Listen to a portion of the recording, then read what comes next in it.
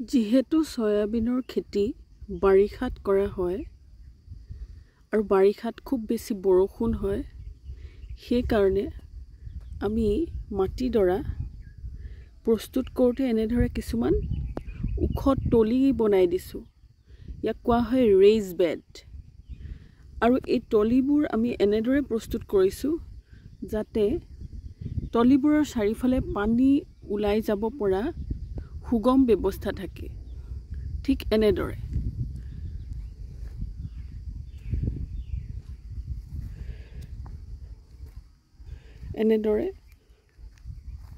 পানী ওলাই যাব পৰা ব্যৱস্থাটো কৰি দিয়া হৈছে। এই গুটিসমূহ আমি আজি 7 দিনৰ আগতে সিঁচিছিলোঁ আৰু কি সুন্দৰকৈ এই পুলিসমূহ গজিছে, দেখিয়ে ভাল লাগে। এই সয়াবিনৰ যিটো খেতি, এই সম্পূৰ্ণ খেতিভাগ কোৱালিটি সিড অৰ্থাৎ উৎকৃষ্ট মানদণ্ডৰ গুটিৰ ওপৰতে নিৰ্ভৰশীল। অৰ্থাৎ আমি উৎকৃষ্ট মানদণ্ডৰ বীজ লাভ কৰাত গুৰুত্ব দিব লাগে, তেতিয়া খেতি নষ্ট হোৱাৰ বা